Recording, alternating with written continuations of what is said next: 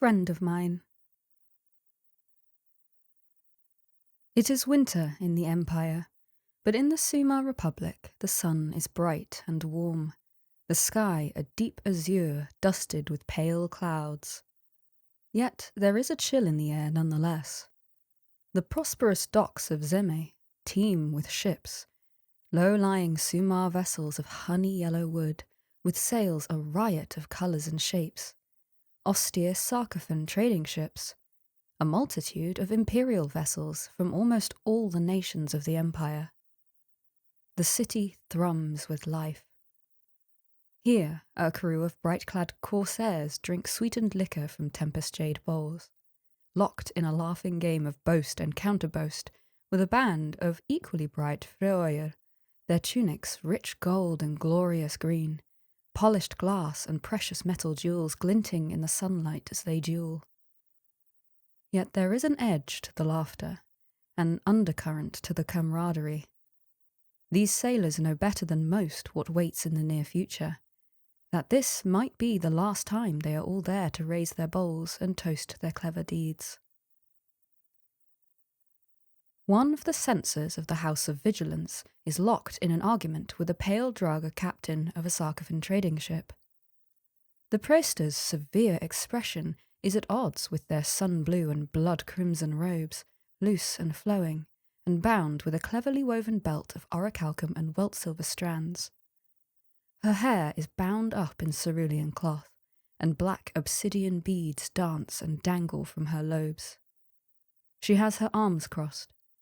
She has no intention of allowing this shipment of questionable origin into the port without careful weighing and consideration as to the implications of the strange feelings it arouses in those who deal with it.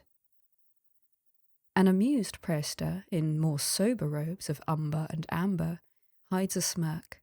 A dedicate of the High House of Prosperity stands ready to argue with their peer from the House of Vigilance, should it become necessary. Even with fire and death gathering like storm clouds on the horizon, the Sumar stick to their principles. A cadre of armoured soldiers march past, and the bubbling, raucous tide of noise ebbs and flows, falling quiet in their wake. They wear beautifully tooled leather armour, surmounted with drake-scale cloaks and helms carved from the skulls of jungle beasts, and razor-sharp spears ready to fight at a moment's notice. Behind them comes their captain, resplendent in feathers and flowers, holding the delicate chain that restrains a mighty dire panther, larger than an ox. It wears a cunning muzzle, its muscles shifting and tensing beneath its ebony hide, promising destruction to any who attract its ire.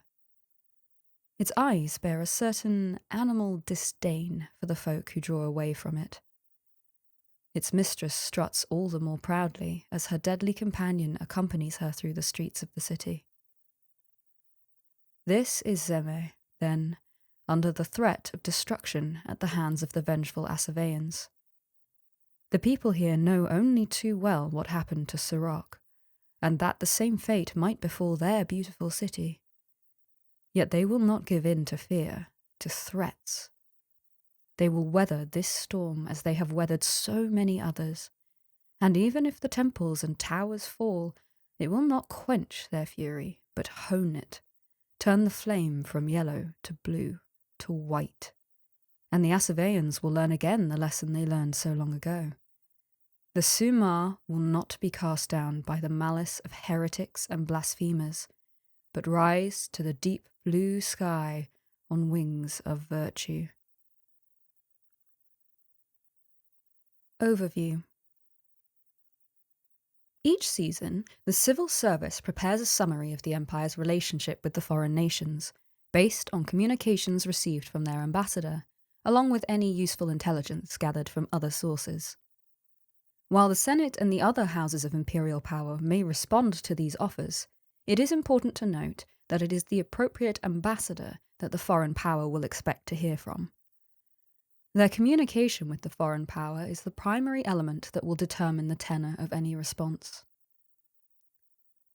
The Sumar Republic are simultaneously allies of, and rivals to, the Empire. Their shared practice of the way both provides them with common ground and divides them over questions of orthodoxy. As founding members of the Liberty Pact, their ties to the Empire have been strengthened, and they have been closely involved in bringing ruin to those involved in the abhorrent practice of slavery. At the moment, they are focused on their own war with the Asavean archipelago, but they remain committed to spreading the way through the entire world.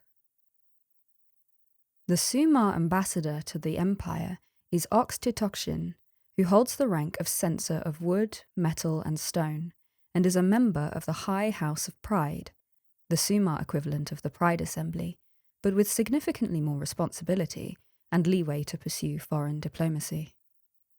They advise not just the Sumar Praester, but the House of the People, the Sumar equivalent of the Imperial Senate. By all accounts, they are an even-handed, level-headed individual and a devout practitioner of the way. Sumar Republic. Status: foreigner. Ports: Zeme. Ambassador: Accolon of High Guard. War and Salt. War continues to rage between the Sumar Republic and the Asavean archipelago. Imperial fleets fight alongside Sumar vessels, especially those of the Frioer. The Sumar Republic are at war with the Asavean archipelago.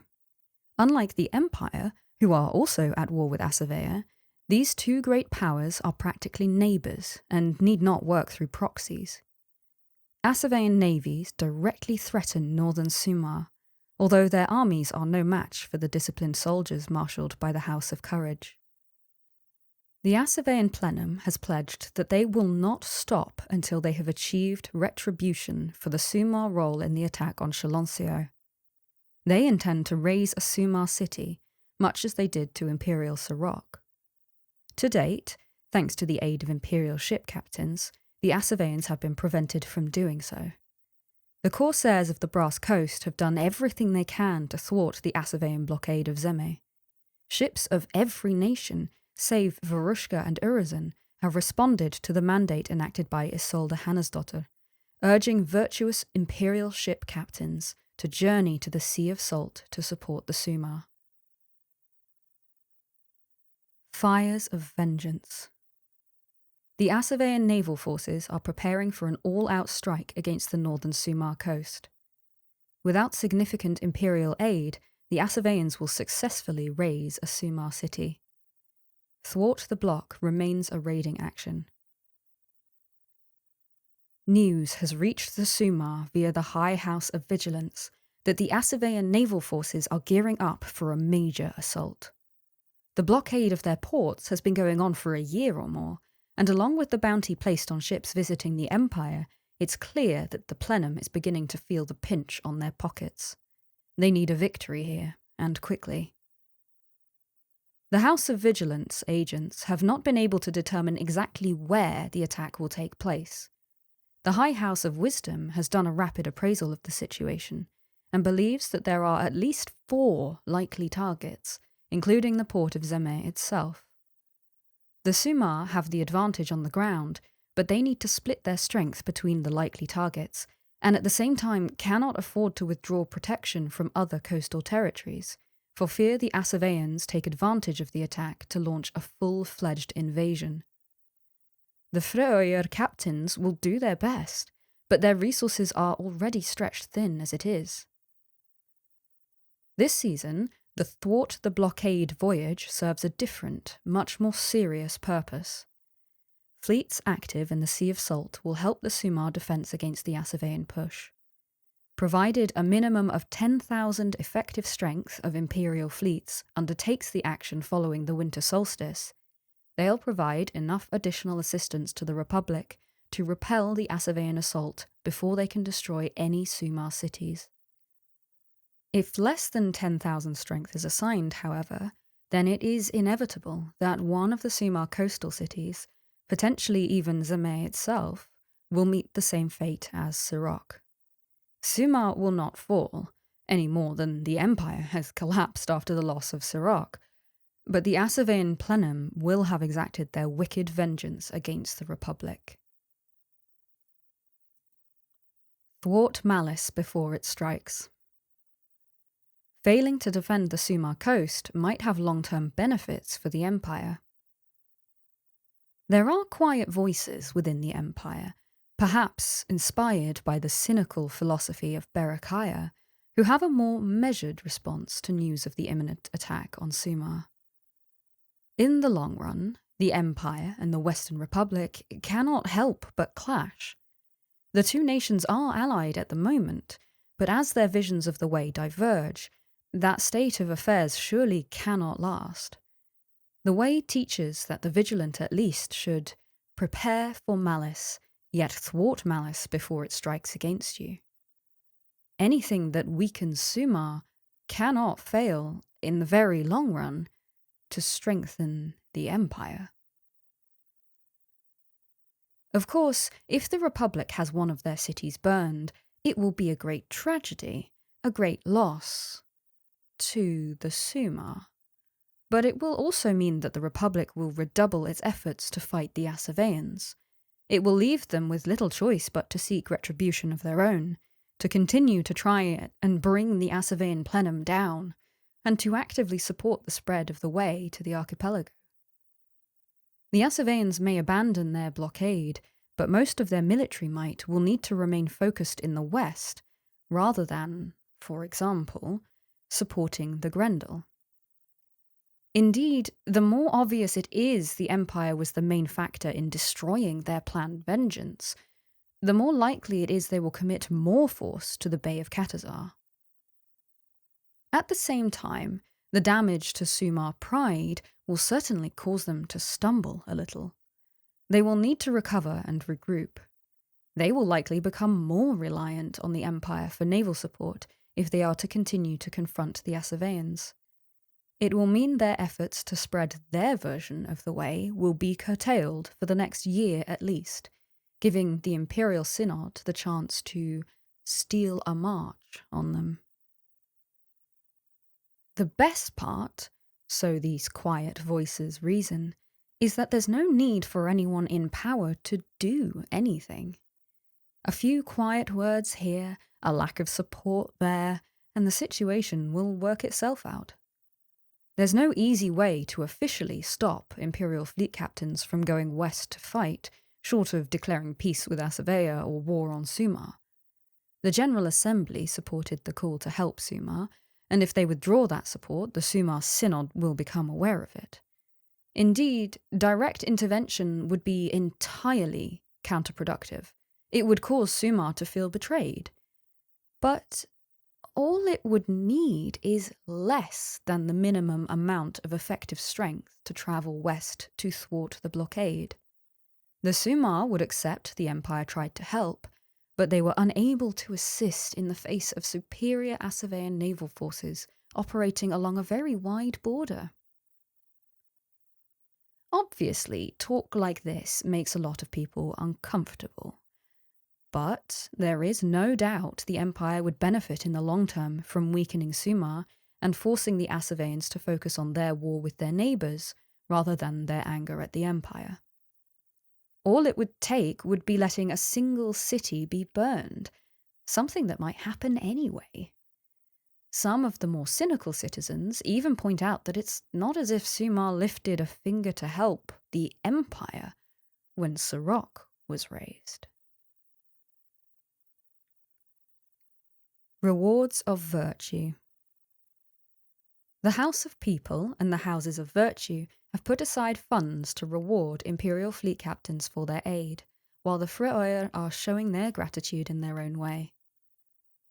Imperial traders find the port of Zeme additionally profitable. The House of Prosperity, on behalf of Sumar's House of the People, ensures that every Imperial captain coming to Sumar receives an amount of liao to reward their virtue. The House of the People itself provides a small amount of money in recognition of their work protecting their shores. The Freoyer, the descendants of those pirates brought to the way by Zemres, offer berths and repairs to any imperial vessel that visits one of the many small ports that dot their island home. In the spirit of Zemrys, they also freely share the bounties they seize from the Assaveans with those who sail with them.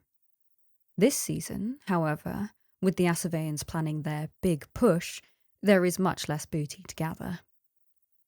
Consequently, a standard fleet that undertakes this action receives 96 rings, 3 doses of liao, and 2 bottles of oilibrag from the Freoyer.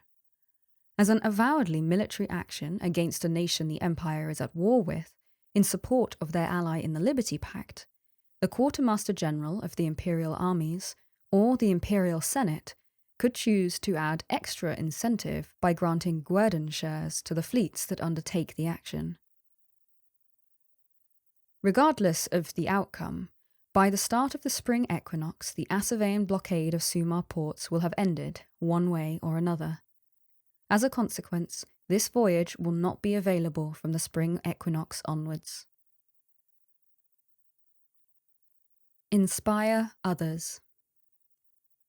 Sumar traders continue to visit imperial ports thanks to fleet captains offering aid in the Sea of Salt and freeborn efforts in the Bay of Katazar.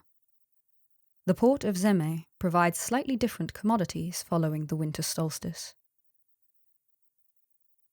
The Assavean plenum has focused most of its force on the blockade, but offered a lucrative bounty on ships trading with the Empire. This has not had as much impact on Sumar trade as it has on other foreign nations, as a direct consequence of imperial commitments in the west and the freeborn efforts in the Bay of Katazar. It is still challenging for Sumar vessels to reach imperial ports, but the House of the People and the High House of Prosperity work to support their trading ships without weakening the defence of their coast. Censor ATTRIBUTIONS believes that as long as a significant force is able to support the Sumar in their own waters, they estimate an effective fighting strength of 3,000 each season, they will be able to resume full trade with the Empire, restoring at least some of the money lost to the imperial treasury from tariffs. This has certainly been achieved following the autumn equinox. After the Assavean raid is concluded, there may need to be a reassessment of what is required to maintain trade routes. With the ongoing open conflict with the Assaveans, the amount of orichalcum and healing herbs available to imperial traders, however, has declined significantly. Following the winter solstice, a standard fleet that trades with Zeme will receive 3 measures of dragonbone, 2 bottles of oilibrag, and 1 pot of Sivn salve, or shusalve, as the Sumar call it.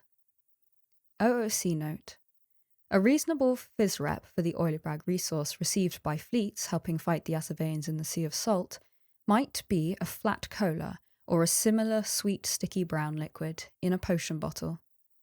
A suitable FISREP for Sivn salve would be some kind of moisturiser or hand cream mixed with ground up Parma violets. Sivn salve. This is a slightly gritty, pale, purple-pink cream blended from a combination of liao and the petals of a jungle orchid used by priests in Sumar. It can be used by anyone who is dedicated to a spiritual principle and versed in anointing, hallow, or consecration to create particularly strong auras that resist removal.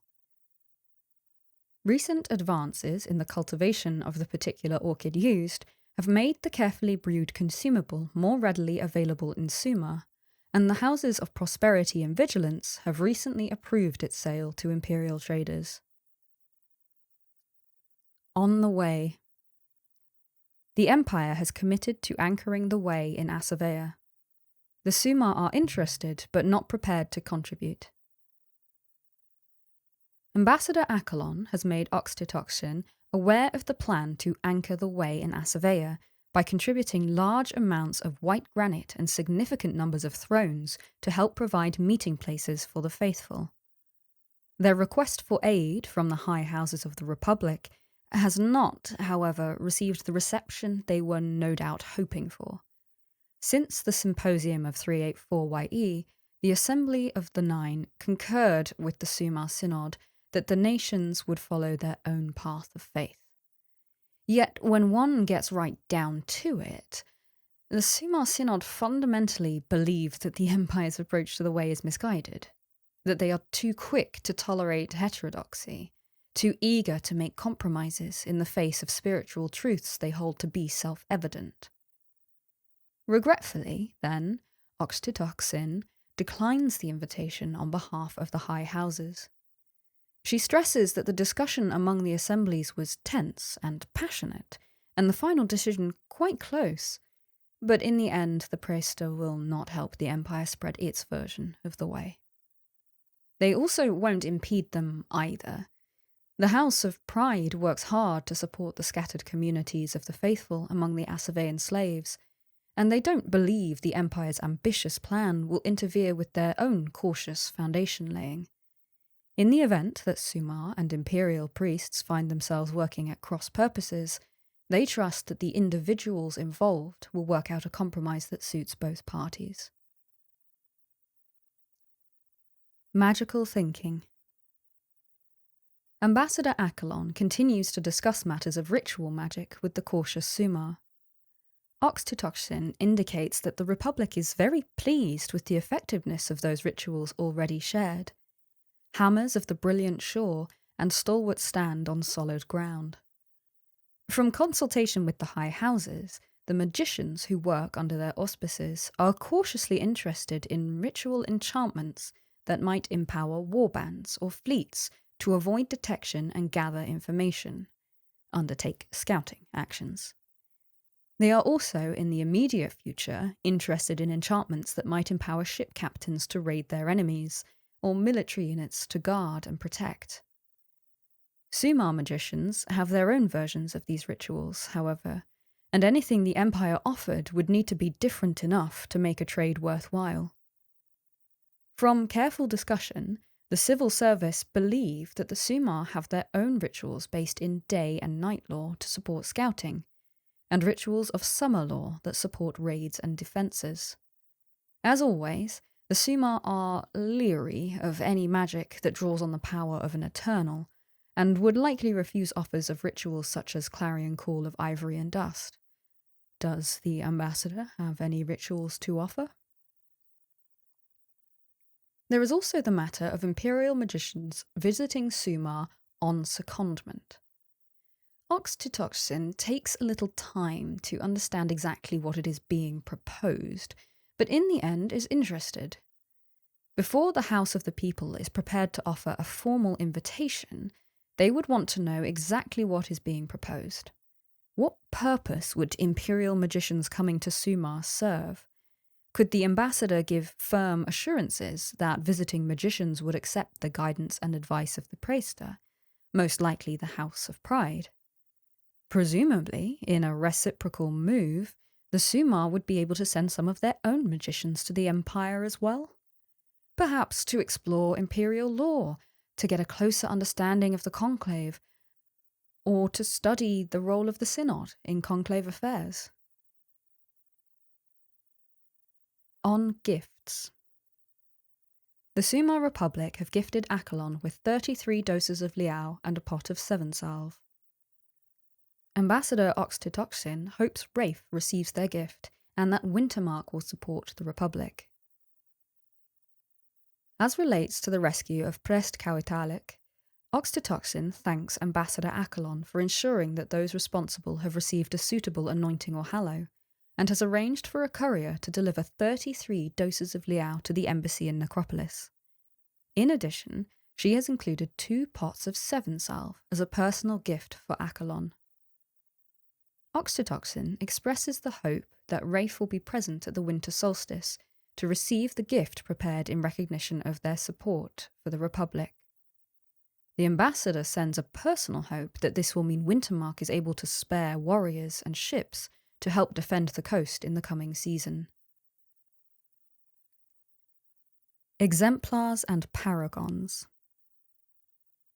The Empire has shared some recent documents of a religious nature with the Republic. There is spirited debate about the life of Vardus and the Synod's response. Sumar scholars remain prepared to assist any investigation into the similarities between Arma the Wanderer and Adelmar the Lion. Ambassador Achelon has instructed the civil service to share copies of the research commissioned by Jared of the Sons of Koros into the life of Saul of the Korah, and the controversial document concerning the life of Vardis, commissioned by Hazel Elpenny of the Shattered Tower. While some of the stories of Vardis are known to Sumer scholars, he was not considered a paragon or exemplar. The sobering findings in the Hazel Elpenny document, however, have sparked serious debate among the praester. There is spirited discussion about whether a story can be virtuously inspirational without being a factual account of a historical person or not. Are parables and stories as inspirational as tales of specific events? The Sumer are broadly comfortable with the reality of their paragons. While scholars understand that there is notable similarity between some of the deeds performed by Vena the Great-Hearted, paragon of courage, and the old stories of the blasphemous idol Firelion, worshipped by their ancestors, they see little value in questioning the reality of Vena. There is enough difference that Sumer theological scholars are comfortable Vena is real and that their inspiration is virtuous. The houses do agree that the stance taken by the Imperial Synod is a sound one, and indeed they urge the Empire to go further. The discoveries revealed by Hazel Elpenny show that the root of Vardis is in the venal, self-serving greed of one person, and that the entire foundation of Vardis's inspiration is thus compromised. While they are normally cautious about precipitous action, on this issue they are anything but reserved. It is clear that the inspiration of Vardis is tainted, and they believe that the moral rot associated with their actions will infect everything it touches. They urge the Synod to burn this infection out by the roots, so that all the works created by Ivar Olyankovich Nathavolava in the Empire are destroyed. That way, nobody can ever be tempted to try and imitate this thief.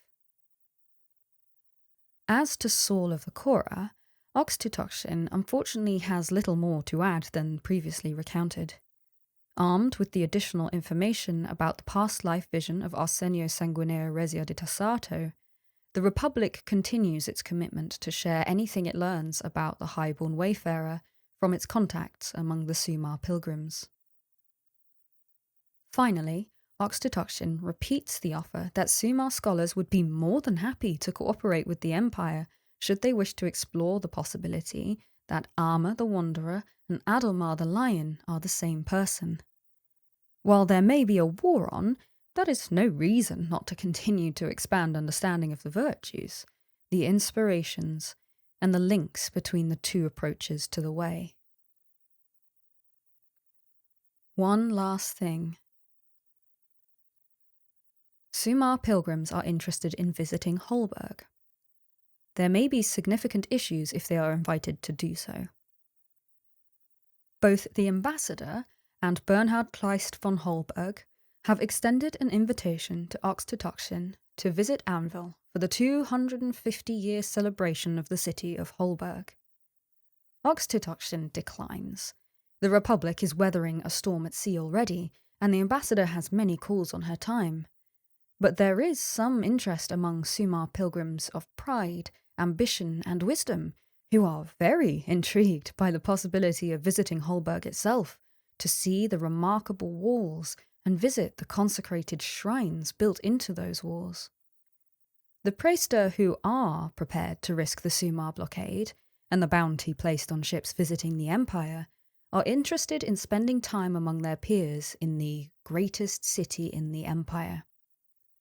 They would use this opportunity to speak to imperial citizens and priests in Holberg about their understanding of the way. They'll also be particularly interested to visit the congregations of the city and listen to the words of the priests and bishops of the League. However, they are also aware that the invitation was specifically for Oxytocin or her representatives. As such, they would not wish to shame themselves by presuming it also applies to them. With that in mind, ATTRIBUTION requests that if the League is open to a large number of Sumar pilgrims, that a statement of principle be raised in the League National Assembly, the Assembly of the Way, or the General Assembly, explicitly welcoming these visitors. As long as it receives a greater majority, and the ambassador confirms that the invitation is sincere, then the pilgrims will come to Holberg after the winter solstice, and likely for the next few seasons. If such a statement is not forthcoming, that will be an equally welcome outcome, as it will reassure the Sumar that they have not accidentally committed a faux pas by presuming an open invitation. Sumar pilgrims will still visit the Empire's secret sites, but will not particularly descend on Holberg, especially given its position in the Northern Empire. The civil service discreetly point out a potential problem, however. As pilgrims specifically visiting Holberg and speaking to priests and followers of the Way, they will likely be aware of any greater majority judgment passed in the League, Wisdom, Ambition, Pride, or General Assemblies, and they may also get an idea of how the congregations of Holberg are preaching. Specifically with regards to recent events, if they discover more congregations are preaching to support Saloka than preaching the virtues of the Way, this may lead to a diplomatic incident. The Sumar take a dim view of this kind of cooperation with heretics and blasphemers, for all that they are forced to share the Liberty Pact with Axos. While the innocent invitation was clearly sincere, it may presage further conflict with the Sumar Synod.